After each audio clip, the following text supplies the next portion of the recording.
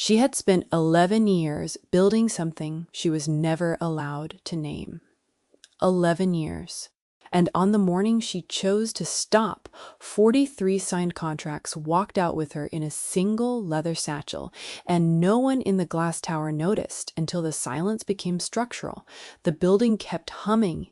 The lights stayed on. But something essential had stopped, the way a heart can stop before the monitors catch it. The wound came not from her departure, but from what Dae-jung-kwon, the most feared creditor in the Eastern Syndicate network, said when he was told she was gone. He looked at the man delivering the news, and he said 9 words. 9. I did business with her, not with your name. That sentence traveled 14 floors down and landed on the protagonist's desk like a verdict. It promised something the rest of this story delivers. Who exactly had been holding everything up? By the way, wherever in the world you're watching from right now, let me know in the comments. I love seeing how far these stories reach. Okay, where were we? Her name was Seo-yeon Park. And his name, the name everyone in 3 countries actually knew, was Marcus Hale.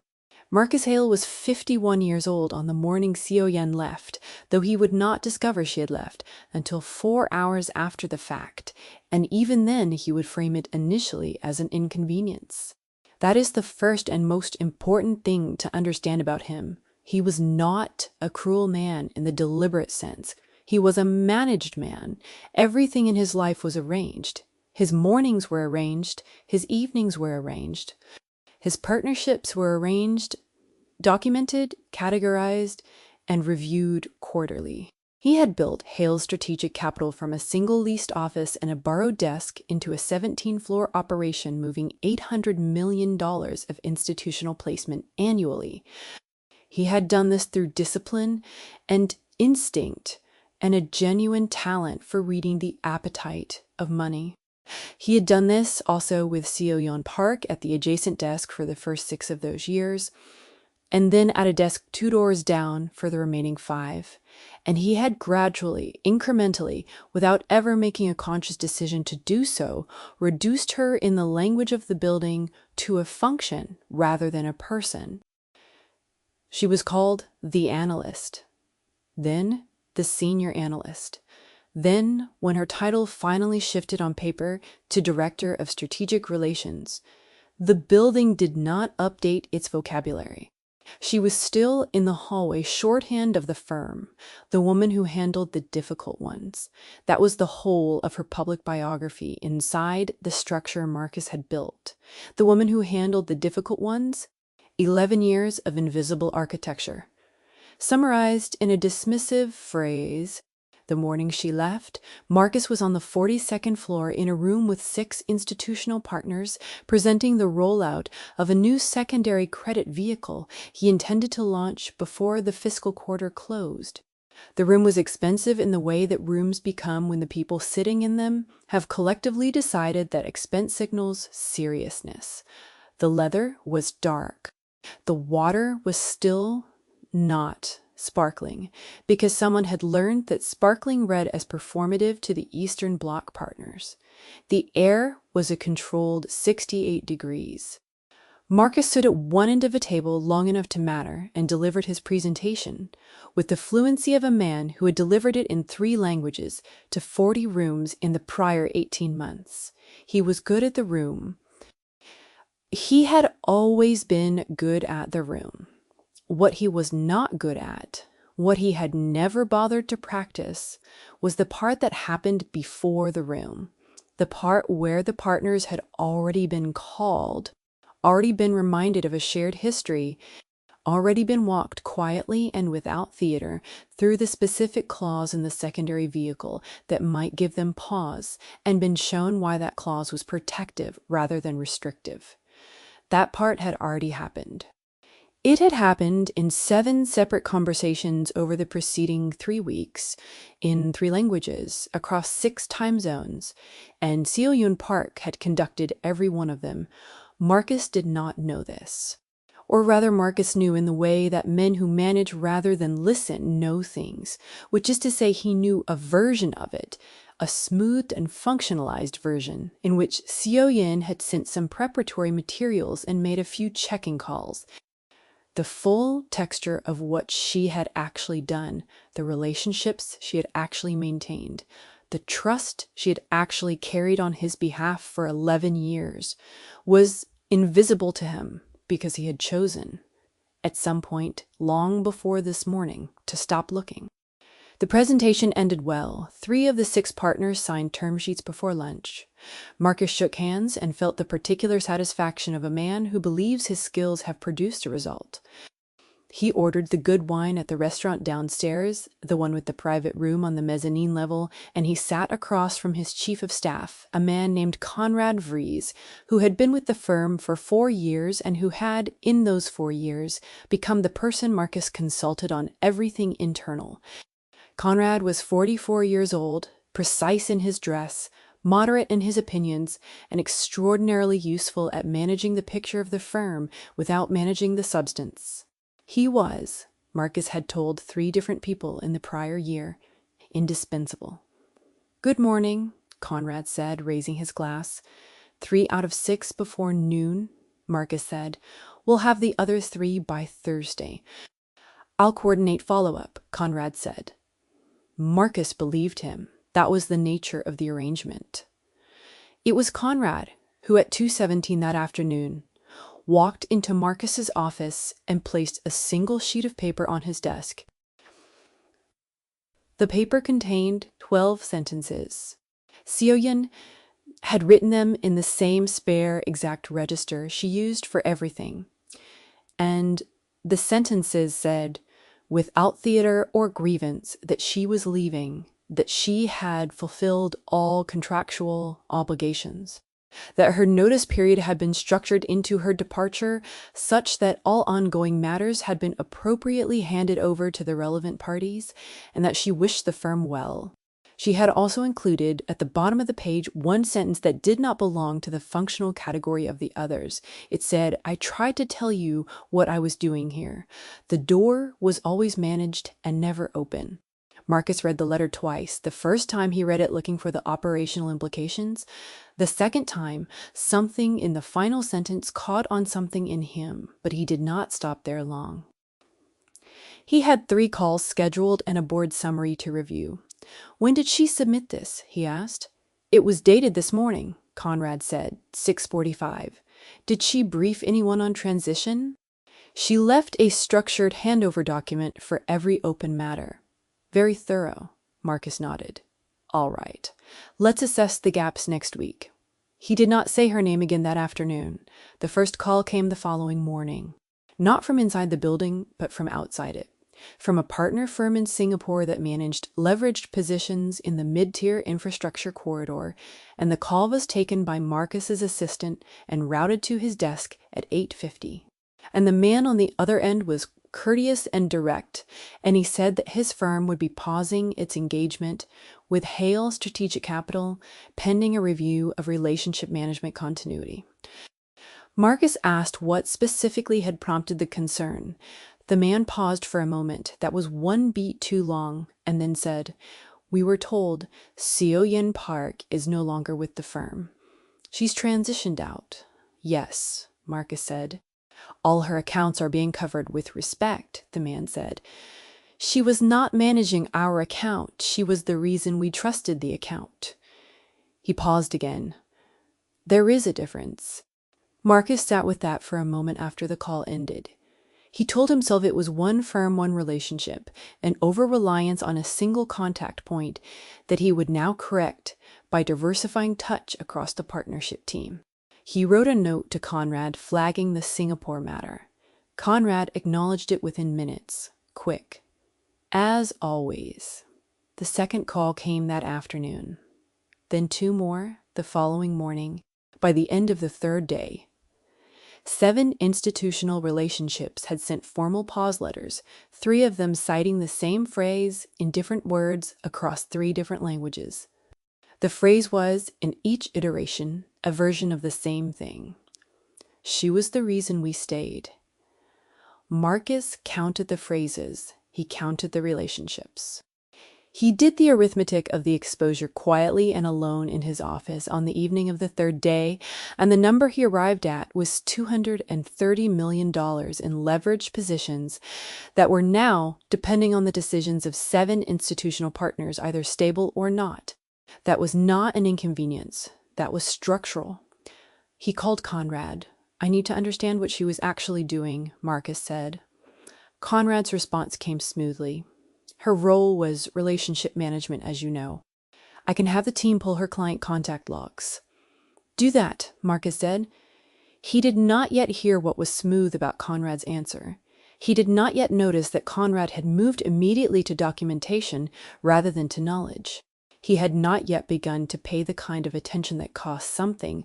The logs came back partial, organized, labeled, professionally formatted, and partial. Whole categories of communication were present in summary form only.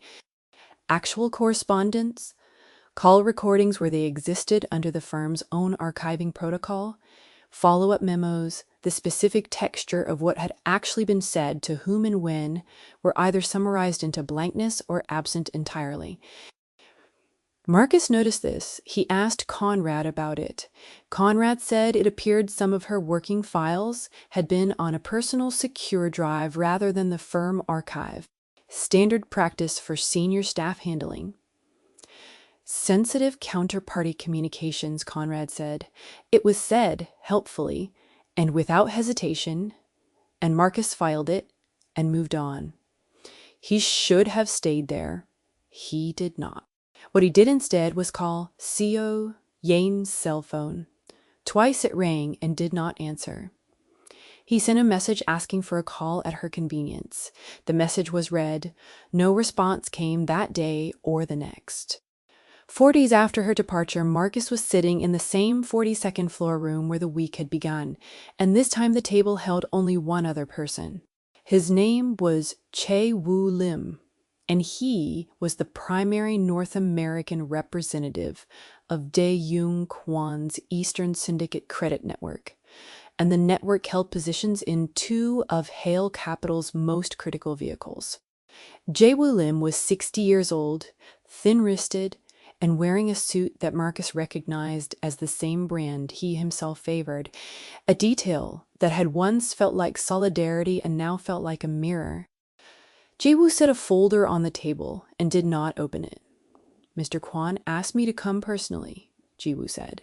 "I appreciate that," Marcus said. He wanted to be respectful, given the history. "And what message does he want to convey?"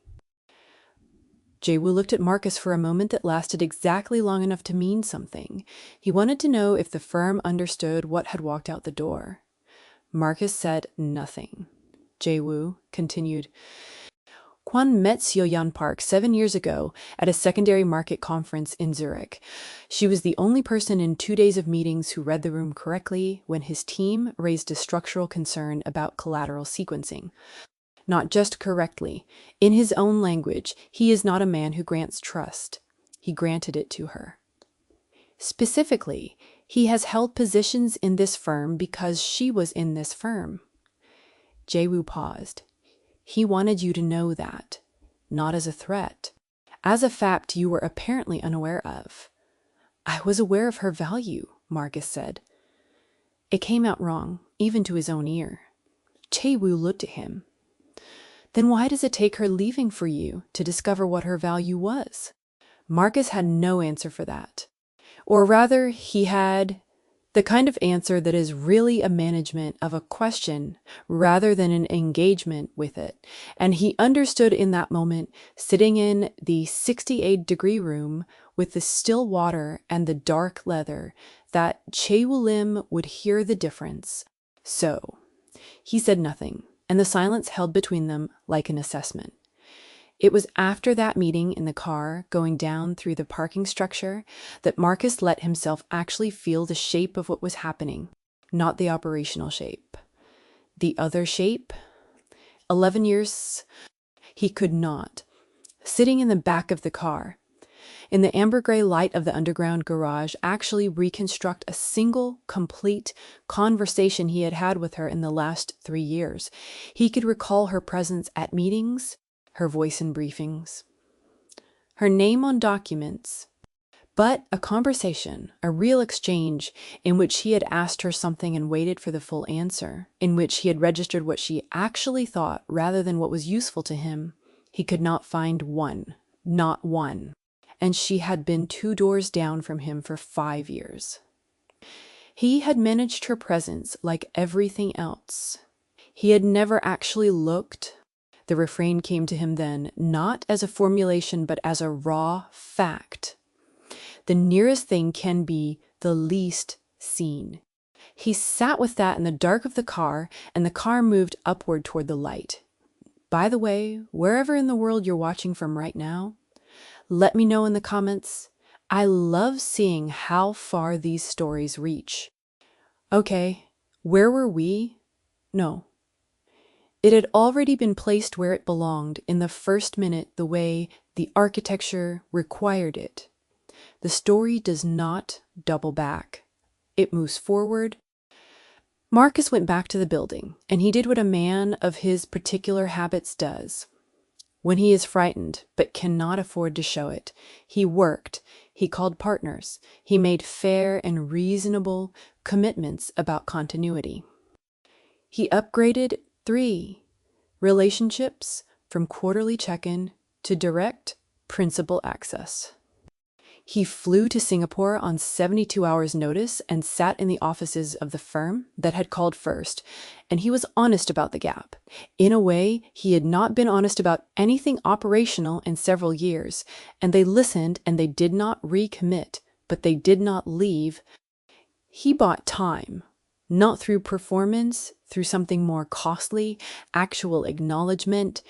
He also, during this period, began trying to understand where Seo Yeon was. This required effort because she had left cleanly. Her apartment in the city, the one she had kept for 9 of the 11 years, had been vacated 2 weeks before her departure, which meant she had planned this with a precision that implied not impulse, but architecture. She had quite methodically built an exit the way she built everything else. Quietly, thoroughly, without announcing the process. The lease termination had been processed by a small, private legal firm whose address was in the financial district and whose name Marcus did not recognize. Her phone was either off or forwarded. Her network presence was minimal and unchanged, except for a single line on her professional profile, which now listed her status as independent consultant and listed no firm affiliation and no contact form. Marcus hired an investigator. His name was Bernard Park, no relation to Seo Yeon, a former regulatory analyst who now worked exclusively on due diligence matters for institutional clients and who had, over 12 years, developed a discretion so complete that his existence was known to fewer than 20 people in the financial world. Bernard operated without paperwork on the front end. He communicated through a single encrypted line. Marcus had used him twice before, both times for background work on prospective partners. He had never used him to find a person. He was aware this was a line he was crossing. He crossed it. "She's not hiding," Bernard said 4 days later. "She's waiting. There's a difference. Where is she?" "Kyoto, currently. She's been there 12 days. She's staying in a small inn near the Fushimi ward. She is not distressed. She is reading, apparently, and walking, and eating well." A pause. "She left a trail." "What do you mean?" "She left a trail." "I mean, she left one on purpose. Breadcrumbs, but architectural breadcrumbs, not for anyone. For you." The trail begins with the legal firm that handled her lease. If you go there, they have a package for you. Bernard paused again. "My read is that she expected you to look. She built a path for when you did, and the path has stops." Marcus was quiet for a long moment. What kind of stops? People who know things, people who will tell you things. She wants you to know in a specific order. Bernard's tone was neither warm nor cold, the tone of a man reporting facts about terrain. "The trail ends in Kyoto. How many stops?" "4 that I can identify." "There may be more," Marcus said. "Start with the legal firm." The legal firm occupied half a floor in a building near the waterfront, and it was staffed by 3 attorneys, all women, all approximately 40 years old. And the one who met Marcus was named Adaeze Okafor, and she met him in a conference room that had no landscape art, only a single-framed mathematical proof on the north wall, which Marcus could not identify and chose not to ask about. Adaeze was composed and warm in equal and deliberate measure. She placed a sealed envelope on the table. "She asked me to give you this if you came in person," Adaeze said, "not a representative you." Marcus opened the envelope. Inside was a single card with 11 words. "What you managed and what you lost are not the same thing." He read it twice. He set it down. "She also asked me to tell you one thing directly," Adaeze said. She said, "The Singapore documents he never read are in the 3rd drawer of the secondary archive, bottom floor, east corridor. She said you'll want to read them before you go further." "Why?" "She didn't tell me why. But she said, when he reads them, he'll understand why I stayed as long as I did." Marcus went back to the building that evening and went to the bottom floor, east corridor, and opened the 3rd drawer of the secondary archive. What he found there was not a single document, but a contained system. A set of folders, 41 of them, spanning a period of 3 years and 4 months, documenting, with the precision of someone who knew exactly what she was building, a pattern of internal information leakage, from Hale Strategic Capital to a competing acquisition vehicle. The documentation included counterparty communications, timing analyses of bid processes in which Hale had been outmaneuvered in ways that had seemed like market intelligence, but were...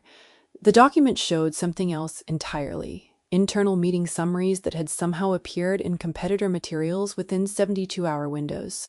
And at the center of it all, a thread that ran consistently through every documented incident to a single point of origin inside the firm.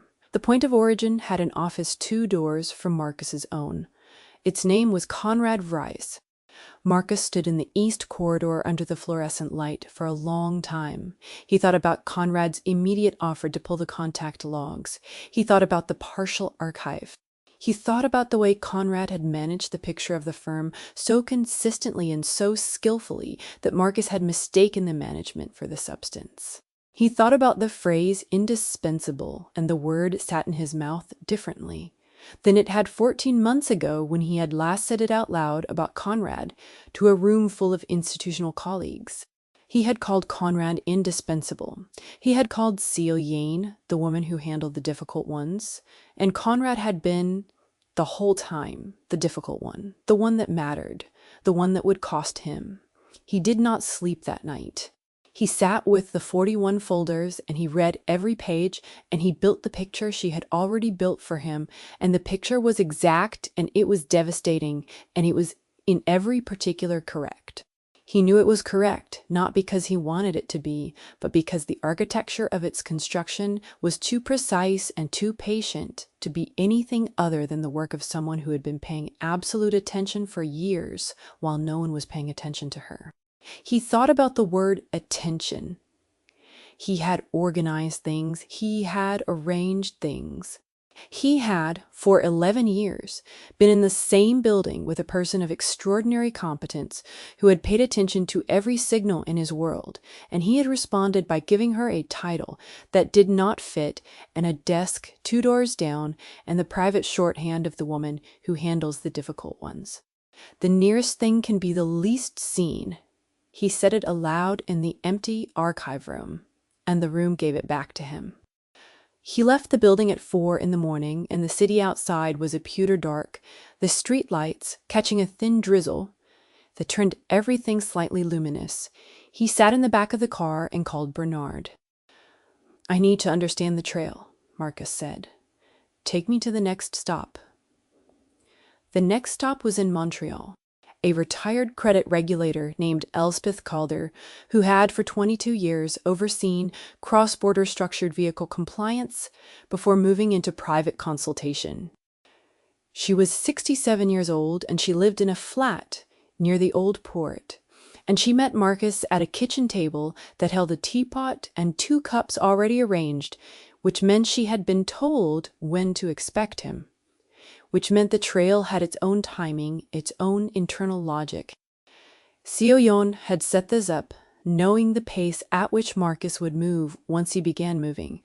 She had known him for 11 years. She knew how fast he moved. Elspeth poured without asking. She said, "She came to me 14 months ago with the first tranche of the documentation you found last night." Marcus looked up. 14 months. She had been building it for longer, but 14 months ago she had enough to be certain. She came to me because she needed a regulatory read on whether what she had constituted reportable evidence of market manipulation under the cross-border framework. Elspeth set her cup down. "It does, clearly and substantially." "Why didn't she report it immediately?" Elspeth looked at him. "Because at that stage the evidence would have destroyed the firm. All of it. Not just Conrad Vries, the entire structure. Partners would have fled. Regulators would have frozen the vehicles pending investigation. The 46 employees who had nothing to do with any of it would have lost their positions overnight." She paused. She spent the following 14 months continuing to document and simultaneously quietly restructuring the evidentiary record so that when it was submitted, the exposure would be surgical. Vries and the 3 external co-conspirators he'd been working with, without structural contamination to the vehicles themselves or the innocent parties within them. Marcus was very still. She protected the firm while she was building a case against it. "She protected the people in the firm," Elspeth said, with a gentleness that was also a correction. "There's a difference." He heard the difference. He sat with it. "She also asked me to give you this," Elspeth said, and she pushed a sealed envelope across the table. Inside was a card.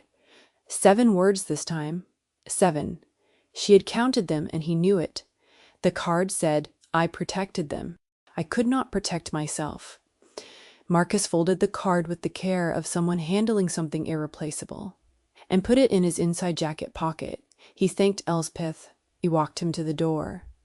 Before he stepped out, she said one more thing. "She is not bitter," Elspeth said. "I want you to know that. What she is tired.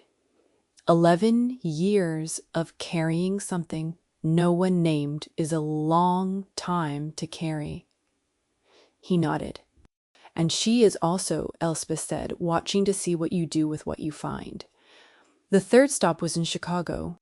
A mid-tier investment bank, 2nd floor, office of a woman named Patricia Wen, who headed the firm's cross-border structuring desk and who had, 12 years earlier, been Seo-yeon's academic mentor at the graduate program where Seo-yeon had completed a dual degree in international finance and structural linguistics.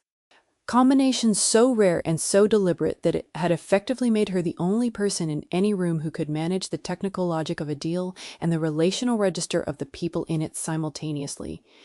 Patricia was 58 direct and had no patience for preamble. "You want to know what she was?" Patricia said. "Yes, she was the best student I had in 30 years. Not because she was fastest, though she was fast. Because she paid attention to the things that most people decide aren't worth paying attention to." Patricia turned in her chair and looked out the window at the grid of the city below. She would read a counterparty brief and come back with observations about what the counterparty had not said, not subtext analysis in the soft sense. Hard structural analysis of what was absent and why. She turned back.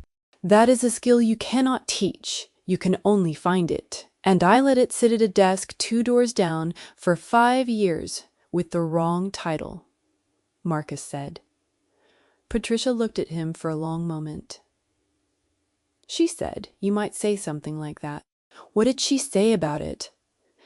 "She said the problem was never the title. The problem was the door." Patricia paused. "She said you arranged everything and listened to nothing. And that for 11 years she had adapted herself to that, and it had cost her more than the work. And at some point, the cost exceeded what she could continue to bear." She picked up an envelope from her desk. She left this. Inside, 4 words. "Or. They were "You never asked why." He read them in the elevator going down, and the 4 words were simple and exact, and they were true in a way that made his chest tight with something he did not have a name for in the vocabulary he had been using for 51 years. He had organized and managed and directed and reviewed, and he had never once in 11 years sat down with Seo Yeon Park and asked her what she thought the firm should become, or what she found difficult, or what she wanted, or why she stayed when she clearly could have gone anywhere. He had assumed the answer to why she stayed was the same as the answer for everyone else: compensation and position and proximity to the work. He had never asked why. Not once. The 4th stop was back in the city. Not a person this time, but a place. A private reading room in the city library's archive wing, reserved under the name of a small academic foundation that Marcus had never heard of, and when he arrived with Bernard's directions in hand, he found the room unlocked and empty except for a single table on which sat a leather-bound folder and a note taped to its cover in Seo Yin's handwriting. The note said everything Conrad gave away, named precisely. Use this well. It won't wait forever. Inside the folder was the final, complete, submission-ready evidentiary package. 3 years and 4 months of systematic documentation organized to a standard that would satisfy a senior regulatory examiner without supplementation. Cover letters in the appropriate format for 3 separate regulatory bodies across 2 jurisdictions. A summary brief that was 11 pages and that argued with the precision of someone who had studied both the substance and the structure that the manipulation was deliberate, sustained, and exactly bounded to the individuals named. 3 names. Conrad Vries was the first. The others were external. No other Hale employees appeared in the document as co-responsible parties. Every internal employee touched by the fallout of Conrad's actions was named as a protected party rather than a subject. She had, in other words, built not just a case, but a shield. She had made sure that the 46 people who came to work and did their jobs would not be consumed by what the person 2 doors from Marcus's office had been doing for 38 months in the spaces between his arrangements. Marcus sat in the reading room for a long time. The city moved outside the window. The light shifted from afternoon flat to the amber particular of late day, and he thought about 11 years, and about what it means to pay attention, and about the specific cost of having the nearest thing become the least seen. He thought about Conrad, who was at this moment 2 doors from his office, and who had been, for over 3.5 years, systematically mining the trust Seo Yin had built, using it as a delivery mechanism for intelligence to a competitor, and who had been, this entire week, managing Marcus's confusion with the same precision he used to manage everything else. Conrad had called Singapore an over-reliance on a single contact point. Conrad had suggested the contact logs. Conrad had been in his smoothness and his speed and his indispensability a performed version of what Seo Yeon had been in reality. Marcus picked up his phone and called the encrypted line for Bernard. "Conrad knows she left a trail," Marcus said. A brief silence. "How do you know?" "Because he was with me every day this week, and he was working too hard to seem helpful. He knew about the archive. He tried to preempt it by getting me to look at the logs first." Marcus paused. "If he's worried, he'll move. Not away, he'll move toward. He'll try to get inside the structure while I'm outside it. What does that mean operationally? It means he may try to call an emergency board session. He has a seat on the operating committee. If he frames my recent travel as evidence of instability or unilateral action, he can request oversight review and buy himself the time he needs to remove what he can remove." Marcus said it quietly, the way a man states a fact he would prefer were not true. "He's done this kind of thing before. He's just never done it to me," Bernard said. "How long to file?" Regulatory receipt requires 48 hours minimum for initial review to be logged formally. If we file now, it's logged before he can call the session. "Do you have the complete submission package?" "I'm holding it." Then file in the next 2 hours, Bernard said. Don't delegate the submission. Do it under your direct authority. Regulatory bodies weight principal submissions differently. It will also make clear that you knew and acted rather than were acted upon. Marcus stood up from the table in the reading room. The amber light came through the window at a low angle and caught the edge of the folder and turned it briefly gold. He picked the folder up with both hands. There's one more thing, he said. Kyoto. Bernard said Kyoto. He filed the submission that evening from the building's compliance office, using the firm's direct regulatory channel under his own credentials, and a cover letter he wrote himself in 40 minutes that was accurate, complete, and unornamented. He named what had happened. He named who had done it. He named the protected parties by category. He cited the evidence package as the attached record and noted its provenance. He wrote in the last line of the cover letter a sentence he did not plan. This documentation was assembled by a member of this firm whose contribution to its integrity has not been adequately recognized. That record is being corrected. He sent it. He then called the board chair, a woman named Miriam Sutherland, who had been involved with the firm since its 5th year, and he told her what he had filed and why, and he told her about Conrad. And he told her without softening about his own 11 years of managed inattention that had allowed Conrad's performed version to function as a substitute for the real thing. Miriam listened without interrupting, which was her practice, and when he finished, she said, "She built the case herself." "Yes," while she was still working. "Yes." Miriam was quiet for a moment. "And where is she now?" "Kyoto." "Then go," Miriam said. It was 4 words. She had that economy with him when it mattered. Conrad was located by Bernard's contact network the following morning. He had not fled. He had tried, as Marcus had predicted, to convene an emergency operating committee call, and he had found that of the 5 committee members he needed, none were available, which was not accidental. Which was the result of 4 calls Marcus had made the prior evening in which he had been honest with each of those 5 people about what was happening and had asked them, fairly and directly, for 48 hours. He had not asked them to protect him. He had asked them to wait for the filing to speak. They had waited. Conrad had made his calls and found the lines occupied or unresponsive, and had spent a morning trying to move a machine that had stopped responding to his touch. And by mid-afternoon he had gone to a hotel in the financial district, and Bernard's contact found him in the bar at 4 o'clock with a drink he was not finishing. And his precision, slightly undone around the edges in the way of a man who has discovered that the architecture he believed he was managing was not his. Marcus did not go to the hotel. There was nothing to gain from confrontation that was not already being gained by process. The regulatory filing was moving, the committee was informed, the external co-conspirators would be located and named in due course.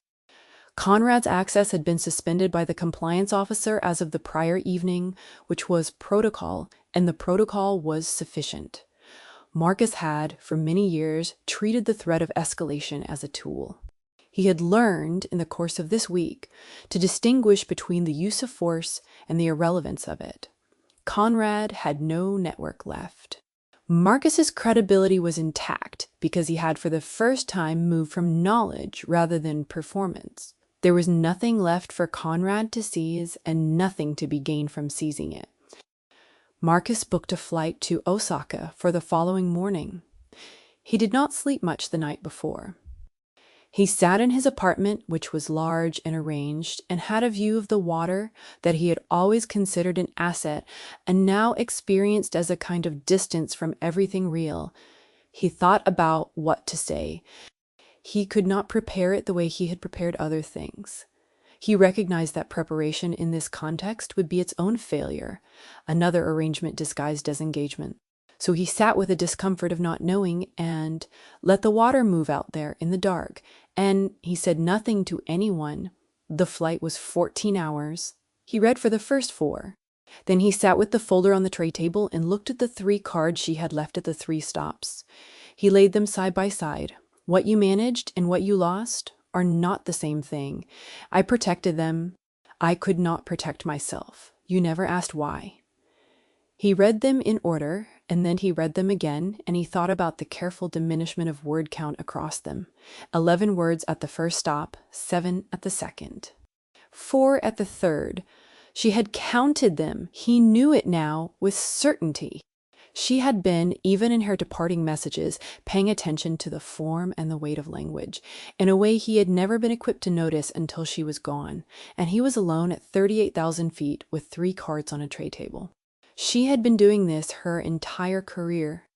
She had been saying things in the exact register that would reach the person she was addressing, and he had been receiving them as function rather than communication, and the distance between those two things was 11 years wide and still growing.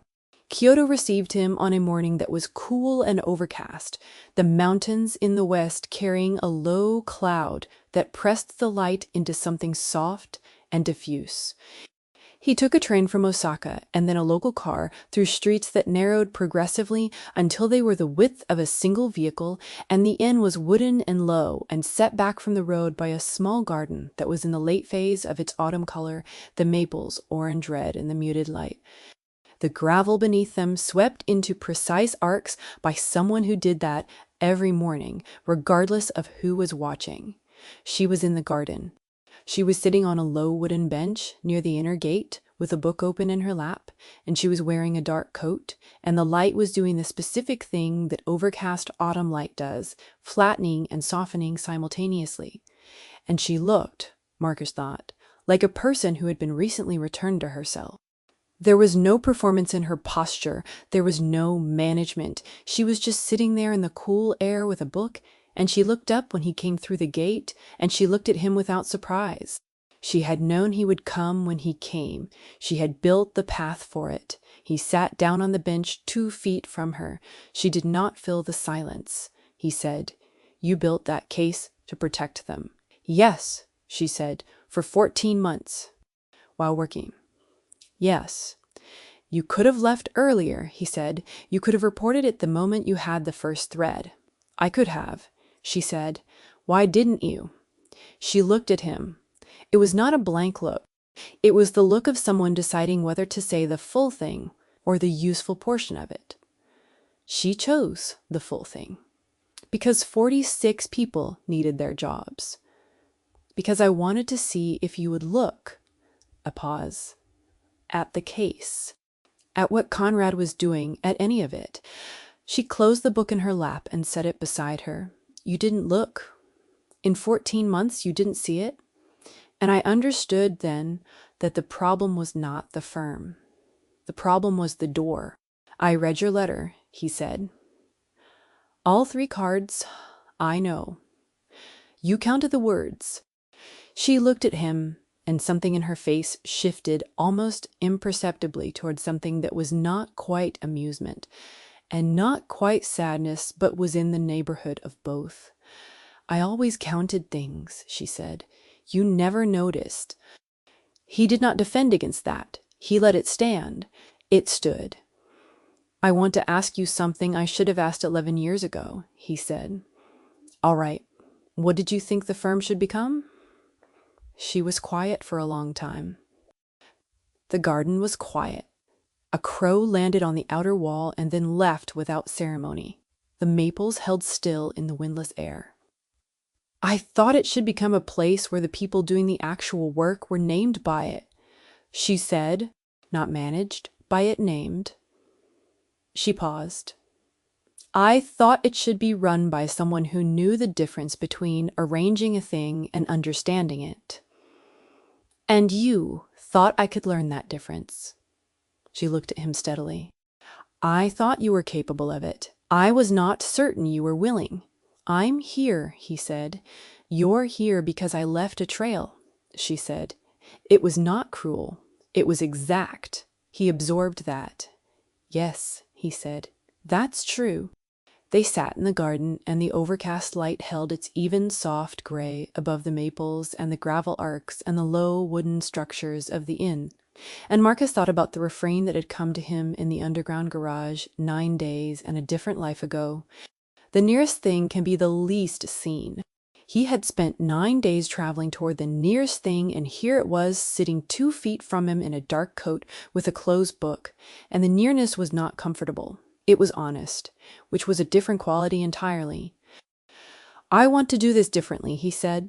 "I know you do," she said. "Right now you mean it. I know you can't take that on faith." "No," she said, "I can't." "What would it take," he said, "to begin?" She thought about this. She thought about it the way she thought about everything, attending to it fully, not pre-deciding the answer. 6 months, she said, not in the firm yet, consulting and closely watched. The board reviews, Patricia Wynne reviews, Elspeth Calder reviews, not whether the work is good, whether the attention is different. She paused. If it is genuinely and consistently, we build something. Not what we had. That doesn't exist anymore, and it shouldn't. Something new. Something new, he said. The difference matters, she said. Rebuild is an imitation. Build new is a choice. He nodded. He said, "What do you need right now?" "Not for the firm, for yourself." She looked at him with a fullness of attention that he understood in that moment was what it felt like to be seen by someone who actually paid attention. He had not felt it before. He sat in it, and it was not comfortable, and it was entirely real. 2 more weeks here, she said. "I'm not finished resting." 2 weeks, he said. "And when you go back," she said, "you tell the board, in your own words, and without preparation, what happened and what you missed, not the Conrad part. Everyone knows the Conrad part.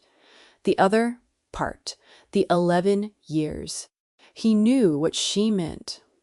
The unmanaged truth, in a room, out loud, no arrangement. He was aware that this was the cost she was naming, not out of punishment, but out of the kind of requirement that determines whether a changed thing is actually changed. "I'll do that," he said. "I'll be watching," she said. There was in her voice neither warmth that was premature nor coldness that was punishing. There was precision, and behind precision, the possibility of something. Marcus understood, sitting in the Kyoto garden with the autumn maples and the swept gravel and the overcast sky that pressed the light into something soft and clear, that the possibility was not a promise. It was a door, and the door was open, and it would close if he managed it rather than entered it. He did not stay long. He had a flight to catch, and she had 2 weeks of rest she had earned. He stood from the bench, and she looked up at him, and he said simply, "Thank you for building the path," she said. "Thank you for following it." That was the whole of the reunion. Not a declaration, not a resolution, not a scene designed to close the wound, a beginning, conditional and exact, measured out in earned increments, the way all real things are measured. He flew home. He stood in front of the board 8 days later. Miriam Sutherland had arranged a session and then deliberately left the agenda item unlabeled, which was unusual and which the board members noticed, and which is why the room was particularly still when Marcus began speaking. He stood at the end of the table, and he did not have notes. He said that for 11 years a person had worked in this firm who had understood it more precisely and protected it more completely than anyone else in it, including himself, and that he had reduced her systematically and without malice, but with consistent inattention to a function, and that the function had obscured the person, and that the person had, in the course of 14 months while working, without credit or recognition, assembled the evidence that had now secured the firm's regulatory standing and protected every innocent employee in it, and that the firm had not named her work and had not seen her work, and that this was not a management failure but a moral one, and that he was naming it now, publicly in the only room that had ever mattered for this kind of naming, and that her name was Seo Yin Park. The room was very quiet. He let the quiet stand.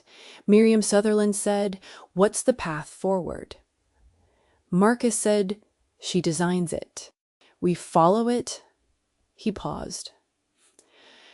4 of the 7 institutional partners who had sent pause letters returned formal re-engagement notices within the following 30 days. The other 3 took longer, but they came. The regulatory proceeding moved on its own timeline as proceedings do, and Conrad Vries and the 3 external co-conspirators were named formally and removed from any position of influence in any structure that intersected with Hale Capital.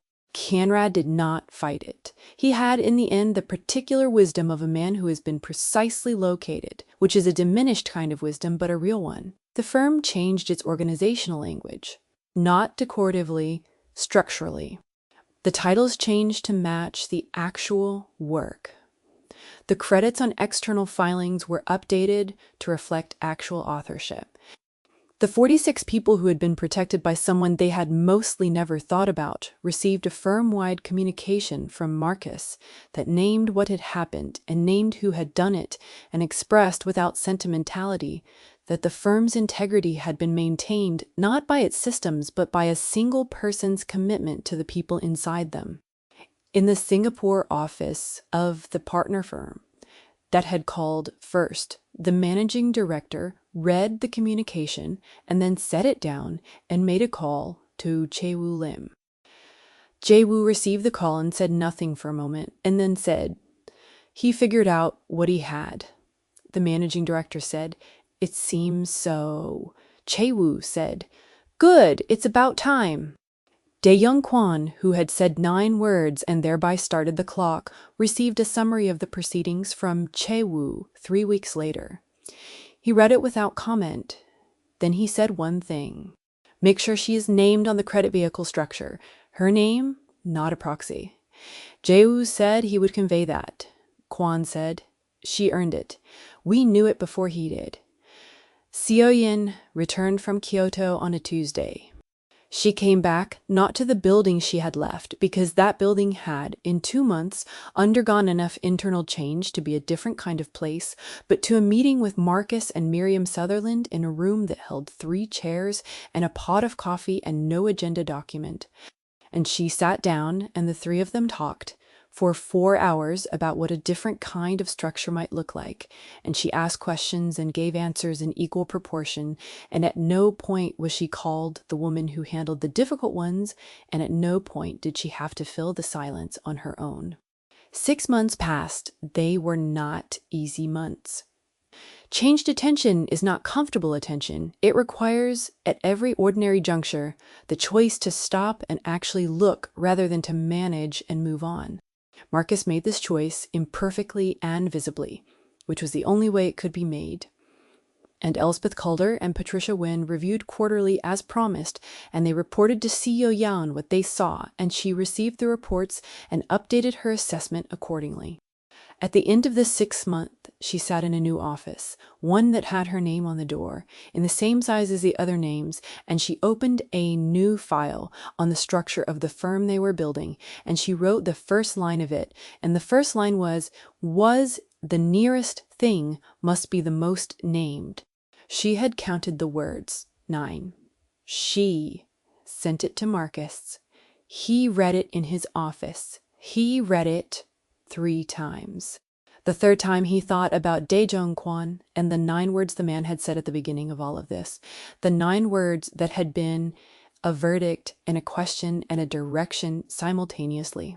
He thought about the 9 words in Seo-yeon's first line and the 9 words in Kwon's sentence, and he understood that both of them had known something he had spent a very expensive education acquiring, which was this. The work of seeing the nearest thing clearly is not passive, and it is not given, and it is not automatic. It is a practice.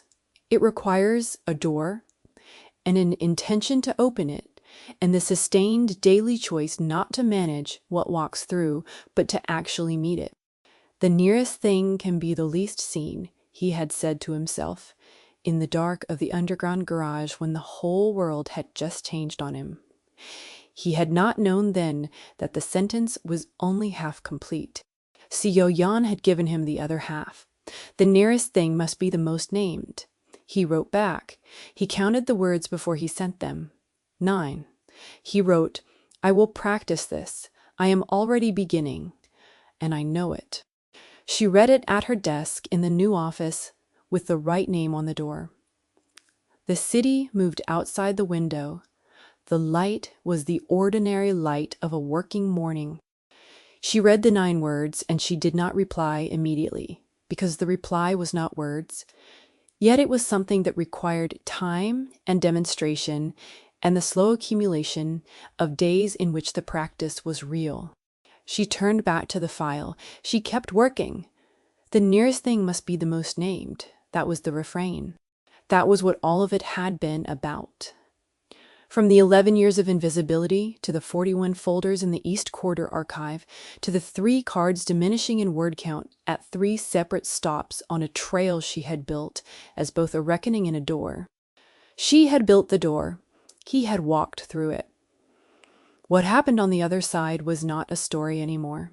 It was a choice made daily in the ordinary light of an ordinary morning by 2 people who had finally, imperfectly, and without sentimentality, decided to stop managing the nearest thing and start seeing it.